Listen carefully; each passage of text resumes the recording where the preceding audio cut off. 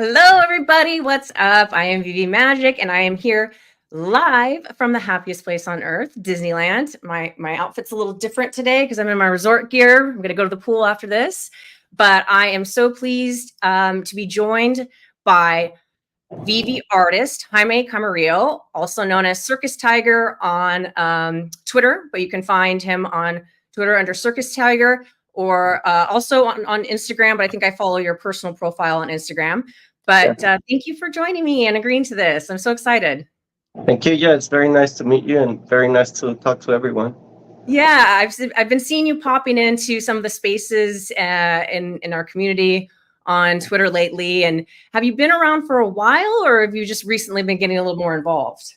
No, you know what? I've been collecting comics from VeVe a long time, Oh, nice. but I never even knew there was a community like about everything until I started posting the stuff that I do, and then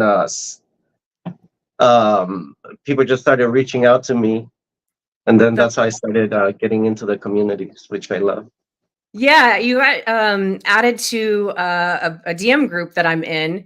And then Mr. Champ reached out to me on the side and was like, "Hey, you should reach out and see if he wants to come on your channel and talk about his work." And I was like, "Oh my gosh, I didn't even know this person existed." So it's really cool, and I know a lot of us are really excited because we don't we get to talk to the team here and there, but we don't get to talk to the people who are like actually making these digital collectibles that we love to collect. And so we're getting a different perspective having you here with us. So it's really exciting, and I'm looking forward to the convo. Well, yeah, you know what? And it's super important to me to know what people say about the work. Like Yeah. whenever we post something, I always go in the comments, whether they're bashing them or whether they're liking them and stuff. So, like, I want to know what they're thinking so that I can adjust my art to what the people like. Yeah, I mean, feedback is feedback, whether good or bad. And it's great that you are here to hear the community and what they have to say, because it makes all of us better. We're going to be happier with what's coming out. We were talking before we started, and we'll get into that a little later, about, the improvement that we've been seeing. And, we appreciate you taking in all the community feedback the way you guys have been. And it shows. We definitely can see the difference. And if you guys don't know, to date, you've worked on Tokidoki, Assassin's Creed, Disney's Little Mermaid. Is that everything that's been dropped so far? I know you can't talk about like future stuff, but Yeah. That's the as far as what I can tell you guys is those are the only ones I've worked on. nice. So I have my list of questions. So how long have you been an artist? And can you tell us more about like the different types of art that you create and sort of like your journey to date? Yeah. My dad was an architect, and he would always be drawing and doing his whatever he was doing, and I loved to see him work. And I would always like to hang out with him, and I would grab his markers and just be under his desk on the floor, drawing, trying to do whatever he was doing. And he started to show me how to use like those big fat markers to be showing me like, look, if you want to do the outline of I was doing coloring books at that time. So like this little character, you use the side of the marker, and if you want to fill in, you use the fat part and you do little lines. And that's what I would do. And according to my parents, I caught on to drawing like everything pretty quick because I loved it and because I looked up to my dad so much. Oh, that's sweet. So you have like this natural talent, but you also like wanted to sort of walk in his footsteps and make him proud. Well, you know what? It's not natural talent.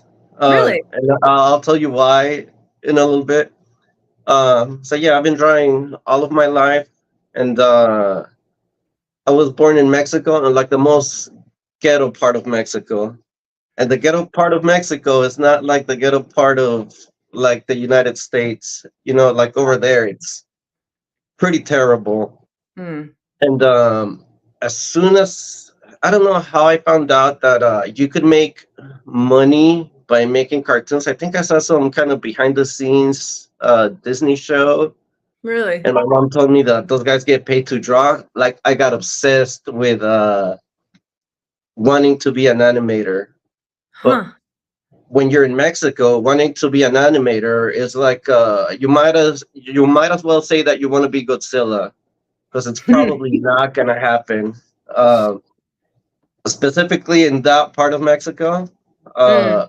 the people that are born there are either like the great drug lords or boxers. You choose one or the other, because that's the only thing that is available over there. But then luckily we just moved here, and then I kept drawing, and yeah, like I got really good at it.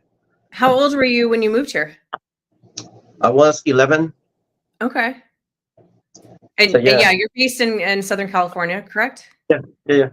Nice. And so did you like take specific classes in school? Did you like do intense studying of it, or like how'd you kind Um, of continue you know, that? yeah, like I always like drawing, and in school, I would always request the drawing classes, and they never gave me a single drawing class during high school or junior high.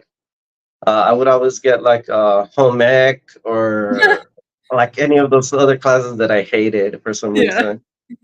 Um, I didn't start getting like art classes until college, Hmm. and I think when I thought I was getting really good was like my second year of college.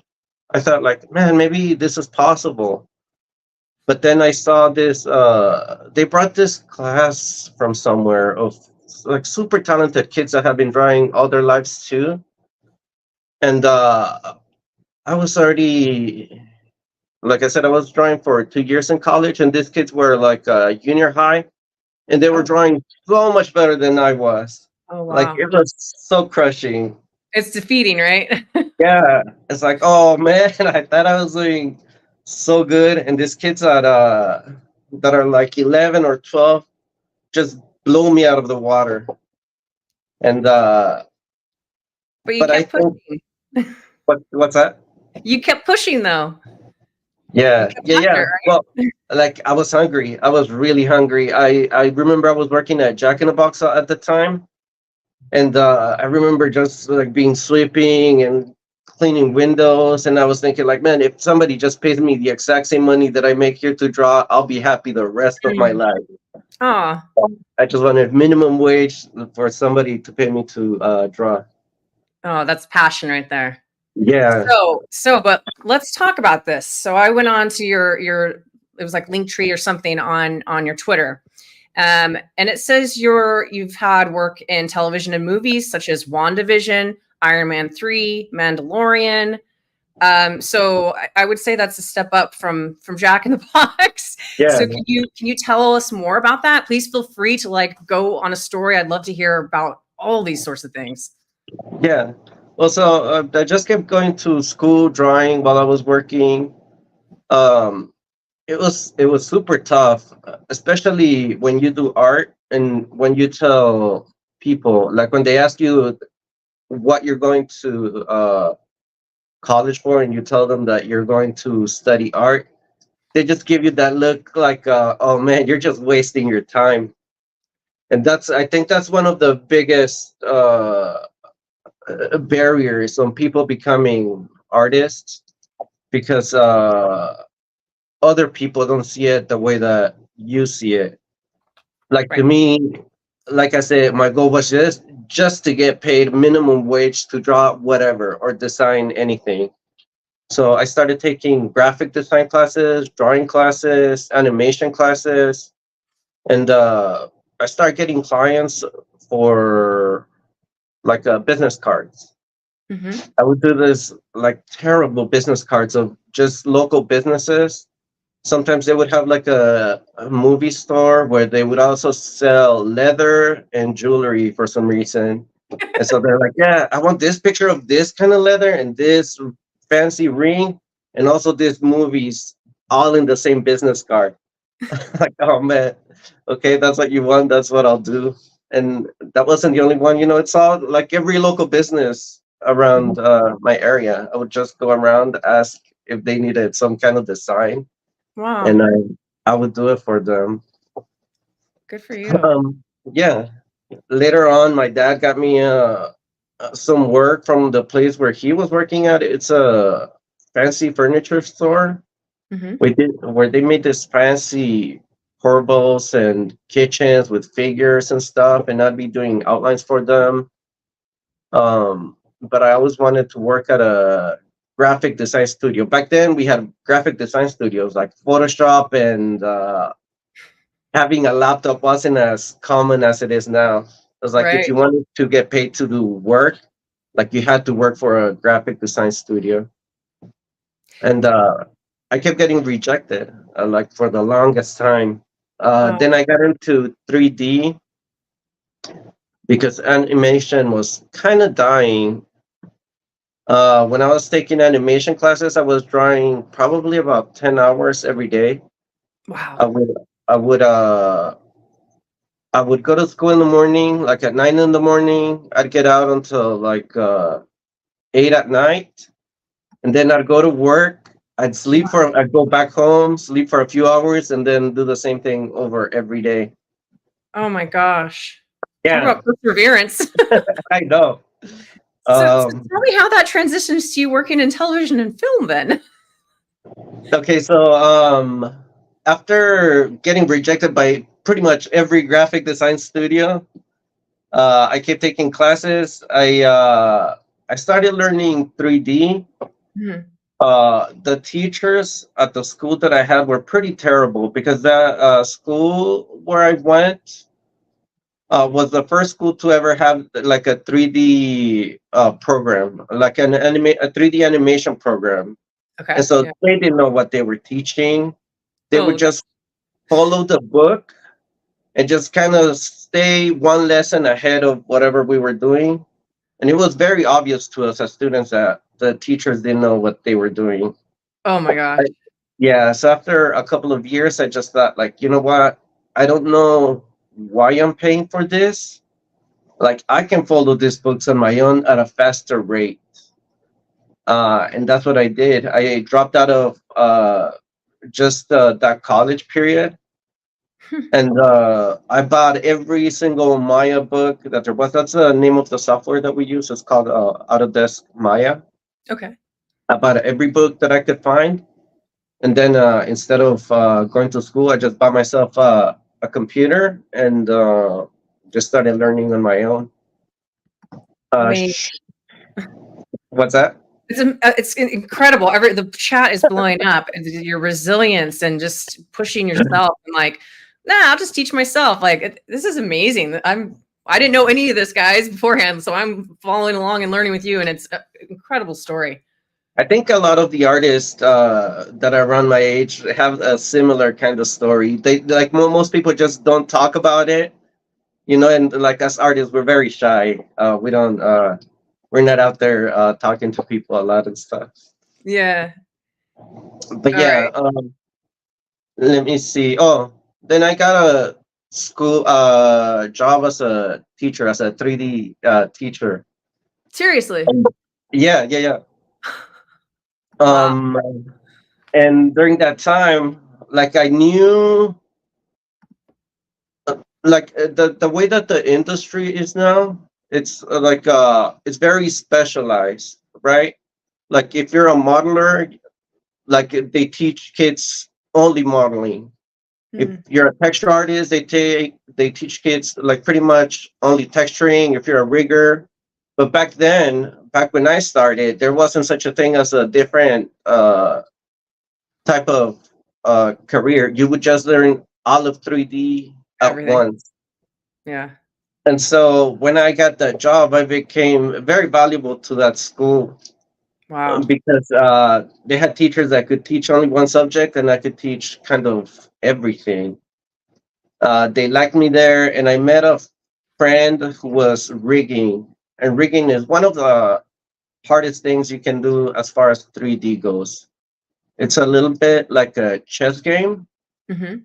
to where, like, if you're putting bones in an arm, and then you have to connect it to the torso.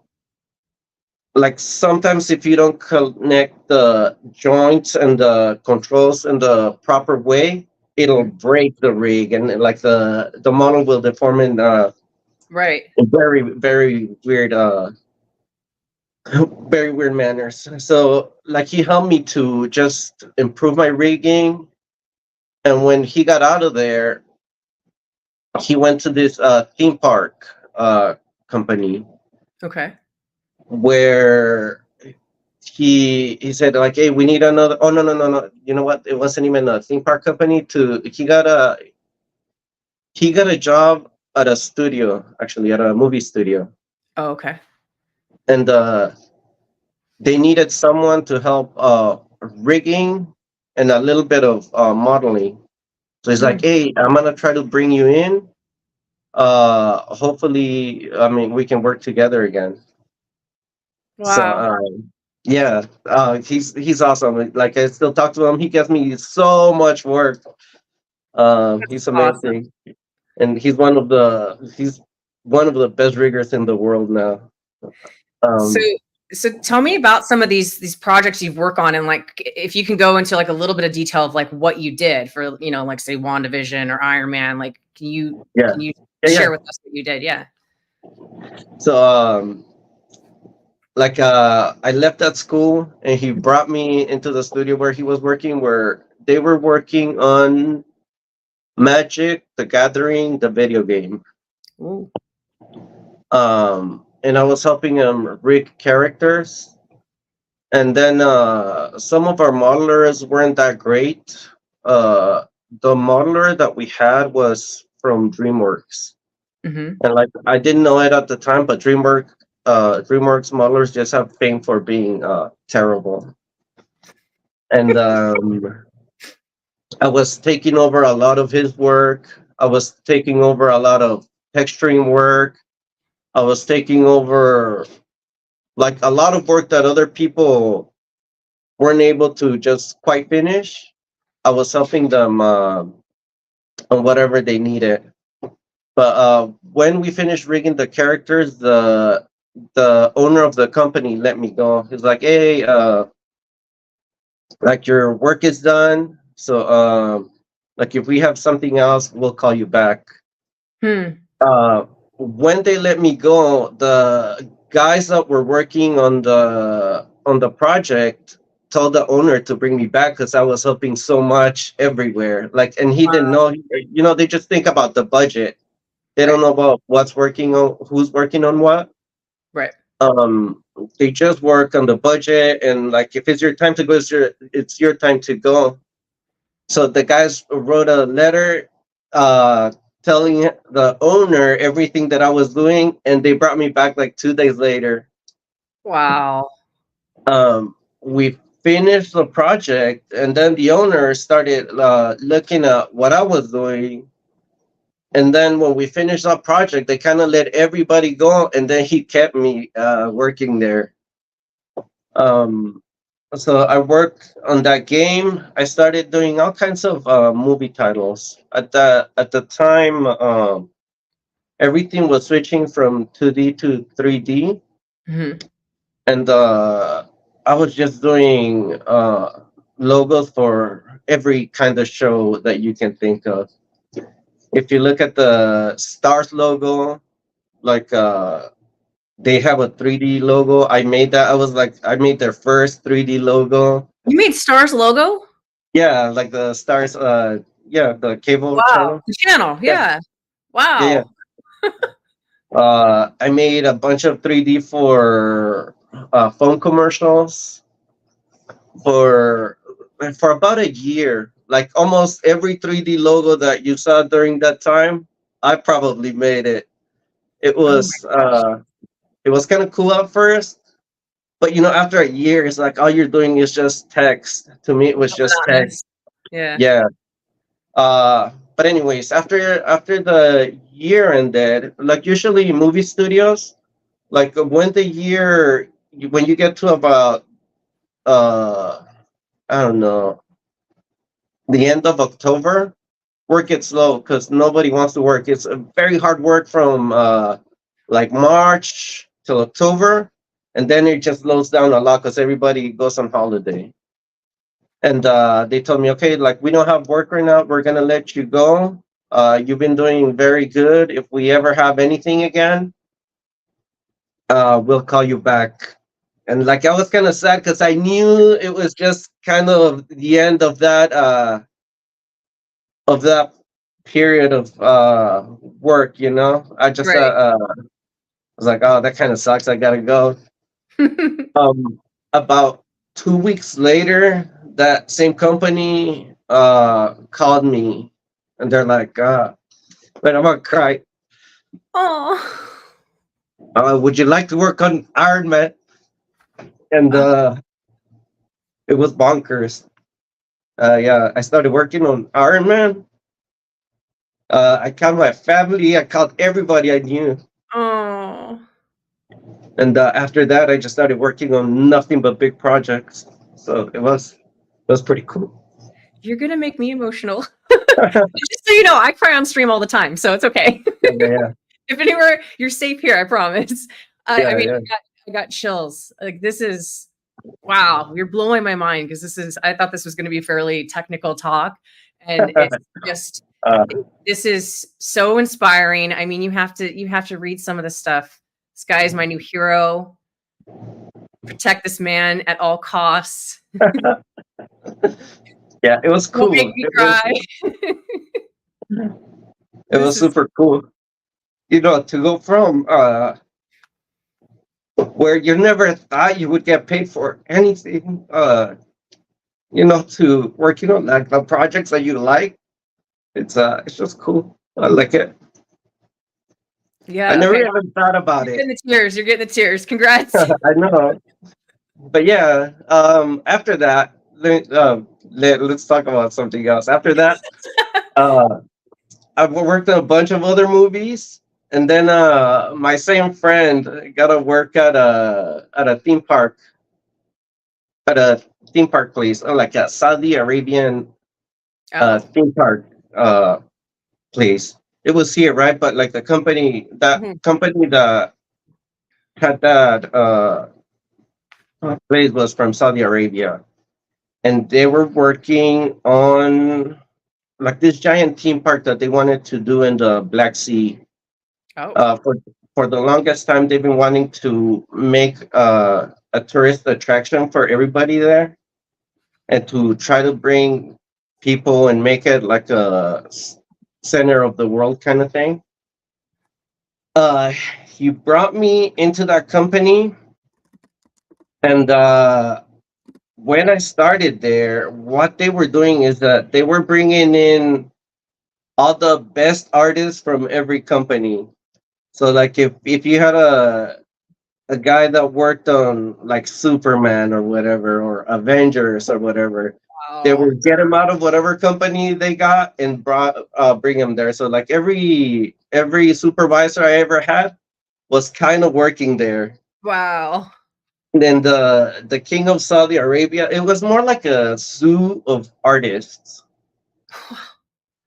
because the king of Saudi Arabia would show up with his friends and just be showing us off to like his acquaintances or whatever. It was like, hey, this guy worked on this, or this other guy worked on this other thing. Wow. Yeah. So like it was a very weird place because there's always war and problems in the Black Sea. It's not something where they can just build. And Mhm. like at the end of that time, we never really turned in anything, but we made a bunch of propaganda videos for the king. Like I worked on the king's museum that they were gonna do, and all of the videos that they were gonna show on that museum were propaganda. We made this video of how he discovered light, and he discovered water in the middle of the desert, and how he discovered oil. was crazy. It was like the craziest videos you've ever seen.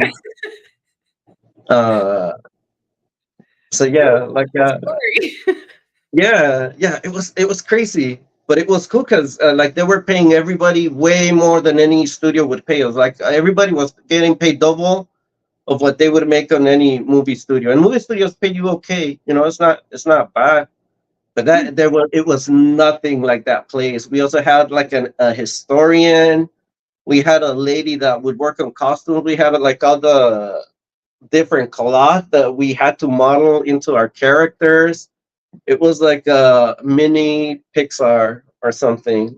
It was Yeah. an amazing place to work. How long was that? Did that last for? I think I worked there for about 6 or 7 years. I was Really? there a long time. Yeah, Wow. yeah, and I think the money that I saved during that time just allowed me to turn down a lot of projects that I didn't want to do later on, and then just pick the stuff that I wanted to do, which Good. was just like no more movie titles for sure, and but a lot of yeah, like One Division or whatever, just like all the Marvel, DC, and other Do you cool have a shows. do you have like a favorite to date? Like what's your favorite project that you've worked on?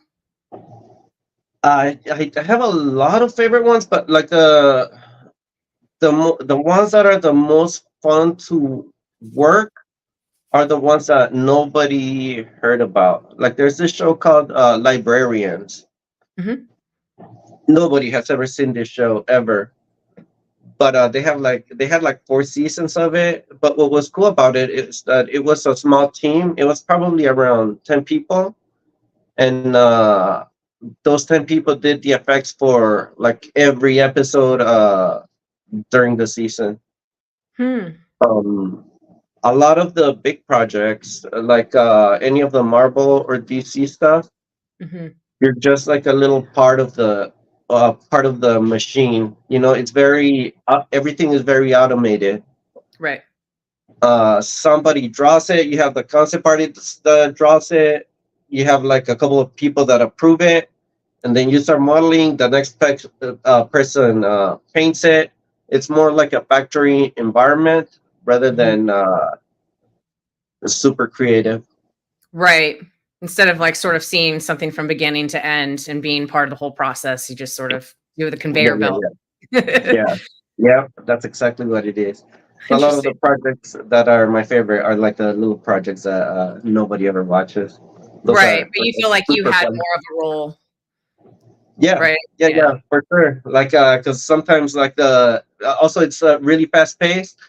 So sometimes like the concept artist won't have time to finish it, and so I have a lot of room for interpretation to when it comes out.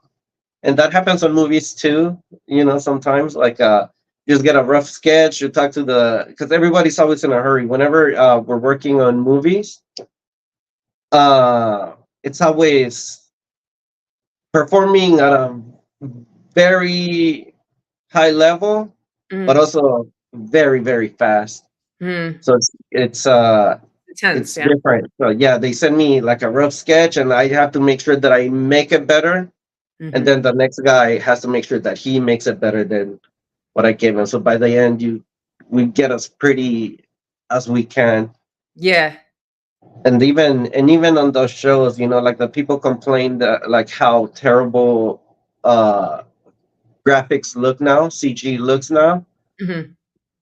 But a lot of it are the same artists that are making the really good 3D models or 3D work is the same people that are working on the very terrible ones, except we just kind of didn't have enough time to make it look as pretty as the show before or whatever. Right. So you talked about your dad was obviously an inspiration, and then some of these guys that you learned from, and then you all got to work together. I'm sure these are artists that you looked up to. But is there Yeah. anybody else in your upbringing and that you've aspired to be like, or anybody that's sort of just been your inspiration along the way? I look up to Renaissance artists, I guess. Ah. Renaissance artists to me are just the best. To me, they're the highest point of art we've ever had. To Hmm. me, after the Renaissance, everything broke down into different uh, pieces of art, and then it got into modern art and stuff. And Right. like I just hate a lot of modern art because it's so basic, and I really think that it's more of a money laundering scheme at this point rather than actual art. I kind of see your point on that. I mean, some of the old artworks. Have you been to the Getty? Do you like the Getty Museum Oh in LA? yeah, like I'm in museums all the time. That's Yeah. my every weekend. Oh, that's awesome. Yeah, I walked through the Getty and it's just like you see some of these old pieces just from hundreds of years ago and just how incredible and detailed they are. And it's just, yeah, I get it. It's very inspirational. It's just amazing the stuff that people were able to do. That's why haven't traveled very much in European countries, but seeing old architecture and thinking like how far we've advanced. Uh, but yet everything, you're right, like everything's like much more basic now, and yet Yeah, we have all the technology and tools to help us, but look what they created with like nothing hundreds of years ago. It's crazy. yeah, yeah, and that's what happens too. Like a lot of the really good artists just kind of go into movies and stuff. Like we don't Mhm. see beautiful art, beautiful modern art anymore. Like all of Mhm. our art is taken like in movies and shows and entertainment industry, which is cool too. Yeah. Watching Avengers is just amazing. Mm. Watching any of those really Lord of the Rings, it's just it's beautiful. It's just as cool as watching like any kind of piece of art. Right. So yeah. So do you have like a bucket list project or company that's like in the back of your mind, like one day I'm going to get that job or I'm going to work on that film, or do you ever think about that kind of stuff? Yeah, like to me, I wish Quentin Tarantino used more special effects because I Ooh. would love to do anything for Quentin Tarantino, but his movies never used CG.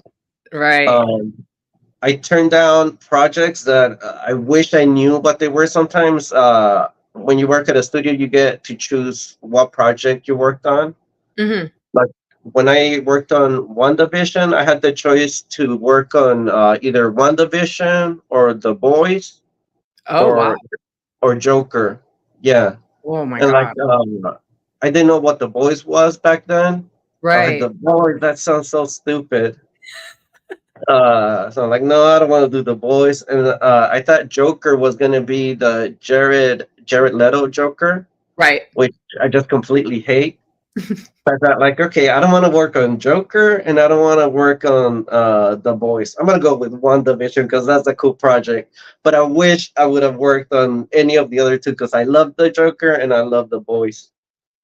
That's like so crazy too that you make that point, because like you go into this thing thinking, like having a concept in your mind on how it's going to play out, not knowing the end result of a film, and you could think that you were going like on the best project ever and it just tanks, and then after the fact or something becomes this huge blockbuster, you're like, why did I turn it down? But you don't know, you have no way of Yeah, you knowing. don't know. You don't know. Yeah, they just kind of give you a basic description of what it is. It's like I like. I mean, I really wanted to work on the Joker. It's cool. I like any superhero stuff, but Yeah. I didn't know it was gonna be the way that it came out. That movie is just amazing.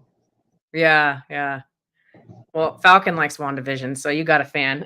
Yeah, yeah. I haven't seen the full series myself, but I've friends of mine really love it. Yeah. Um, so what are you, like a collector yourself as an artist? Like, do you find that you collect things, or you just sort of No, do yeah. Oh man, I collect all kinds of stuff. really? Yeah. Well, one of the things of being poor when you're a little kid is that you don't Mhm. have toys. And Oh, you're just wanting like everything. right. So yeah, like now that I have money, like I shouldn't even be buying any more toys because like the garage is just full of like toys that I don't play with them, but I just love having them. Oh. So what do you gravitate towards? Like, what do you like to collect? Like action Superhero, figures? of course. Yeah. Yeah. Like I think the cool thing back then was He-Man, Thundercats, and Star Wars. Mm. Uh, they re-release a lot of the He-Man figures. They have some smaller companies release Thundercats. Um, Anything by Todd McFarlane. Mm. They make the coolest toys. I worked there for a little bit too. Really? But they just make the coolest toys. So whatever company that I think is doing a good job and there is what I like, I try to support them and just buy their stuff. Did you with McFarlane, did you work on like the digital collectible side or like the physical collectibles? No, this was way back then. This was Oh, way back in the day. They were just trying to they were making everything by hand and they were trying to turn their sculptures, their physical sculptures into digital, okay. but the technology wasn't there. So I was there during that period to where they were trying, but just the technology wasn't there yet. I was there for Wow. about a year, I think. And Wow. it's like we were getting close, but it needed a few. The technology just needed a few years to progress before it became what it is now. Right. So when and how did you first learn about VeVe? I have no idea. I think just like an Instagram ad, maybe. Really? And then it's like it's comics. That's my thing. I'll go buy comics there. Yeah, you love comics too. Yeah, Do you have physical comics as well? Like you collect those? Like yeah, paperback? and like I have a story for that one too. Go for it. Uh, I never really read comics. I just like looking at the pictures. Mm. So I wasn't really collecting them until I started working on movies. They start giving us like research. They're like, okay, you have to read this comic books or whatever. And I started collecting everything they gave me. Then my neighbors knew that I was working on like some shows that they liked.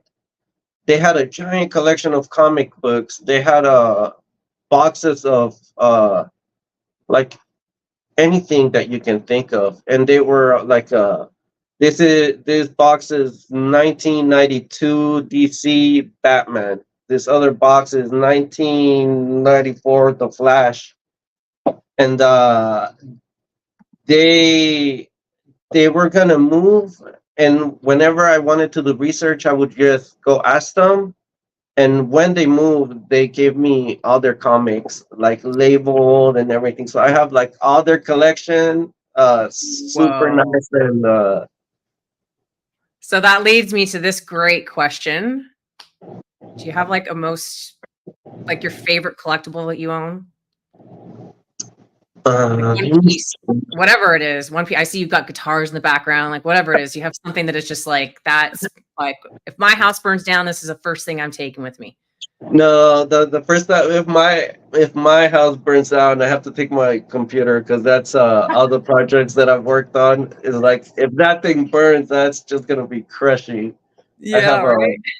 I actually have like an emergency bag with all my hard drives where like if anything happens, it's like I just gotta grab my hard drives because yeah, it's a lot of work that a lot of really cool work that I've done through the years that it's all in there that sometimes companies don't know enough to keep, and I kept that. So yeah. That's so smart. So do you have like maybe I'm like you, I have a hard time picking favorites, but do you have like a few things that you're like, oh, I love this piece, I love this piece, like maybe a comic book or Uh, statue? Let me see. No, you know what? Anything like I said, anything Thundercats, anything from the '80s. Those are my favorite. But as far This as having a specific piece, like the thing that if I had it, I think it would be the Megatron that turns into a gun. That oh, that's uh, awesome. yeah, that's One the of my coolest buddies toy in VeVe, his name is Omegatron. That's his handle. So if he watches yeah. this, he'll love that. The best Uh, character ever. Yeah. this Like is I think another great question. What's your favorite movie that you didn't work on? um Pulp Fiction. Pulp Fiction is awesome. I mean, or like it's a project, like movie that I like, or movie that I turned down. Movie that I turned down would be The Joker. I Mm. love the style of that movie. Mm. No, that's great. Okay, so you found out about VeVe perhaps through an Instagram ad, and then you started collecting comics. So how do we transition to now you're helping make these models for us?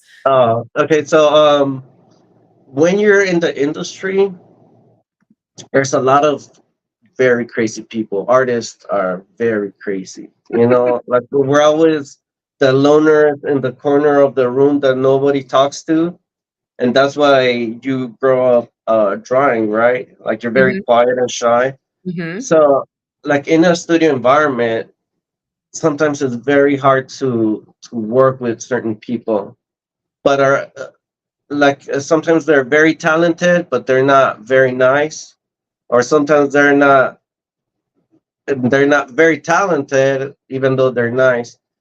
But Hmm. like if you're kind of talented, very hardworking, and you're really nice, people bring you into different projects.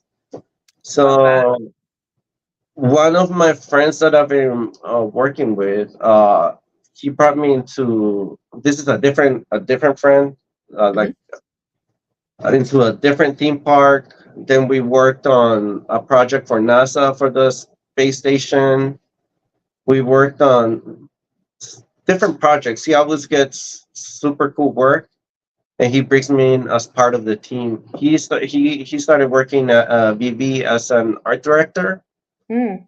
and they just needed a good artist that could do a little bit of everything. He called me in, and now I'm working there. I like all these cool characters. So how long have you been working with VeVe then? About 4 months, maybe 3 or 4 months. I just started there. Like I haven't been there for a long time, but I Mhm. love it. Oh, I love to hear it. And this is a great question too. How much time goes into working on a digital collectible? So it depends. So for example, Tokidoki, Mhm. one of my coworkers modeled them, and since I was just starting, they were just getting me to help, like the different people, right? So Mhm. those, I don't know how much it took him to model them, but like I paint one of those probably in about 2 days. Mm.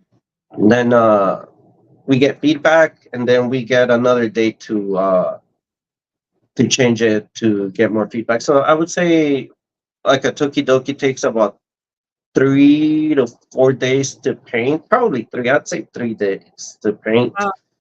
and let's just say like 1 or 2 weeks to model.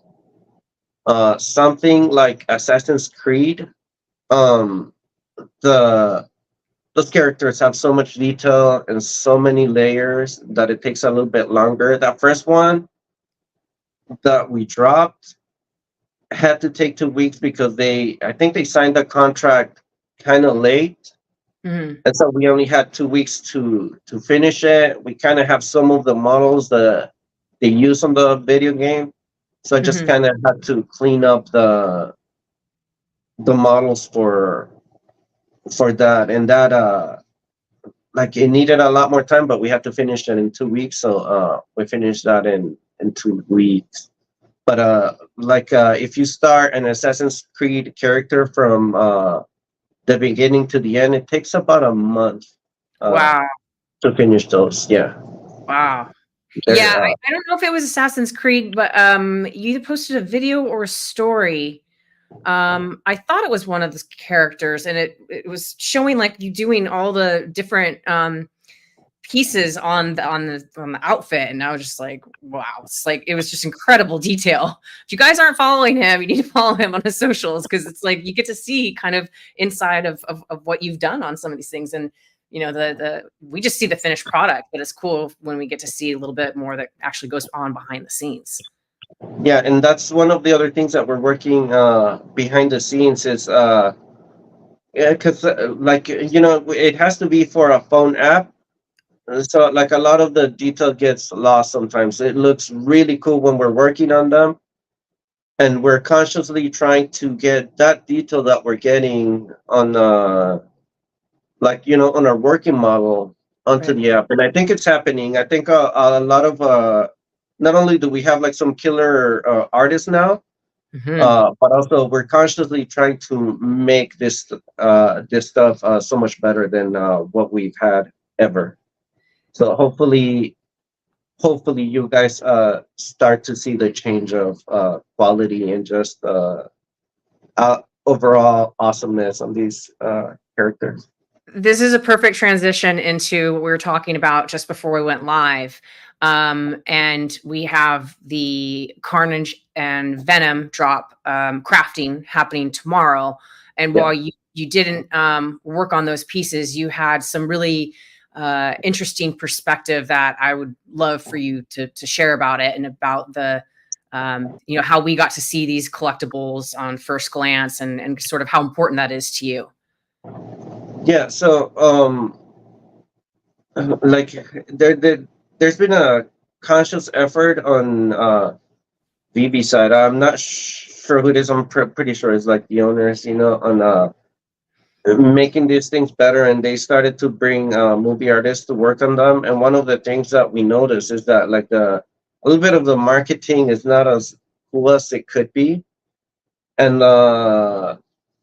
we talked about like you want people to want these things, to get excited for them, to to have the excitement that you get when you get like the physical. Like I get super excited when I get new toys. I see a Yeah. toy that I like, and it's like I'm gonna spend the $30 on it. And like there's times when I'll think about it, and there's times where the toy is so good where like, oh man, I don't care what it costs. I know I'm gonna get this at the end of the day, either this week or next week or whenever I see it on the store. So we want that on our models, and that's what we've been trying to do. My friend, who is the creative director at VeVe right now, was like, "Hey, what can we do to get that work that you guys are doing into the app?" And a lot of it is just like the textures, Mhm. um, the lighting. The lighting is a lot because the lighting that we have right now for a lot of our marketing just not great. It's like, okay, I'm gonna make it like a movie trailer. Not me, but my friend. Yep. And I'm like, Yeah. yeah, that would be a great idea. Give it some dramatic lighting, show all the detail that is in there, and people are gonna be happy with it. In theory, we didn't know, but Yeah. then when they posted it, yeah, it worked exactly the way that we thought it was gonna work. It's you show your love for these characters and the passion that you have as a collector also, and I Mhm. think it's gonna transfer to the people that also get these characters. You're so right. And I hope you guys continue down this path, because, even back in the day when we would just get like a little GIF or something as a tease of something that was coming, we get so excited about that. But and now we get our Medium articles, which are great because it has all the information. But you're seeing something relatively static, and it's not necessarily it's cookie cutter, right? Like, this is how they do it. But when you get these promo videos, and I think they should still do those, but having also these teaser promo videos, I felt like added a different layer to this. I almost wish, because when we first found out about this crafting, that was in an article, and there was the concept art photo in the Yeah. Medium article, and I almost wish we had never seen that, because I feel like we had just been dropped with this promo video that came out, this trailer. I Yeah. think we all would have been like, holy shit, what did we just witness? Like, it's a great trailer, and I hope you and the team, like, I hope you all keep doing it, because I mean, if you look, the comments, overwhelmingly the feedback was positive, and I think everybody Yeah. got pretty pumped. And so it's great to hear that you guys are putting in your input, and especially as fellow fans. Like, I think that's Yeah. really important. You're not here just collecting a paycheck. Like, you want this to look good. This is your work and you're a fan of it. And I Yeah, think that's important. yeah. I think the next projects that you see, you're gonna like a lot. Yeah, yeah. One of those same things is like when we dropped that Assassin's Creed character. Oh my God, everybody was bashing it, and I know that like the picture that they got was just like the worst picture that they could have gotten, you know, and a lot of work went into it, but I know like it didn't show on the final promo. And so that was kind of also like everything that could have gone wrong into the promo that we knew they were doing bad, like they took it back to the next level. And it's Mm, like, okay, we need to show them how to do it, because like the level of artists that you get from people that have worked on movies over people that haven't yet, like their art sense is not, it's not up there yet. It's not bad, you know, they have good intentions and they're doing hard work and stuff, but then you kind of have to help them take that to the next level. And I think that's one of the reasons what they brought us in, is to just, there's like I said, there's an effort to, there's like a, and there's a big effort into making all this thing all this months better. yeah. So what would you say, like thus far, it's only been a few months, but like what's maybe been like your favorite thing of working with VeVe so far? It's all cool characters. You know, when you work on a movie, it's like you have a couple of characters, a bunch of environments. Sometimes I have to make a tire. I was like, oh man, like I have to make another tire, and I already built 3 tires for this other studio. Or rocks. We always need rocks, you know, and it's like rocks is the most boring thing to do sometimes, especially when you've done 1,000 rocks in other projects. Um, Over here, one day I'll get, like, I can't talk about like Yeah, be what I careful. get, but you know, yeah, let's say one day I get like Tokidoki, the next day I'll get a Little Mermaid or whatever. So it's like, oh, cool. It's like a cool little colorful character followed by another awesome project. It's It's not the all, same thing every day, which is probably nice, well, right? it's all cool projects. It's all cool characters. It's all Yeah. famous characters that you grew up with, Mhm. you know, and they're always fun to work on. It's always fun to work on the. Yeah, that's awesome. So now you're kind of, like it or not, ingrained in the community. So brace yourself. You're probably going to have a bunch of follows next time.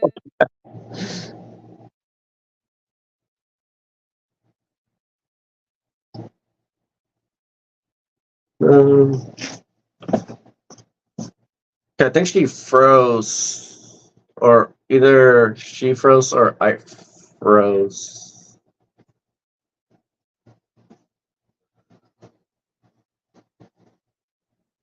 And I'm not sure how to check if I'm online.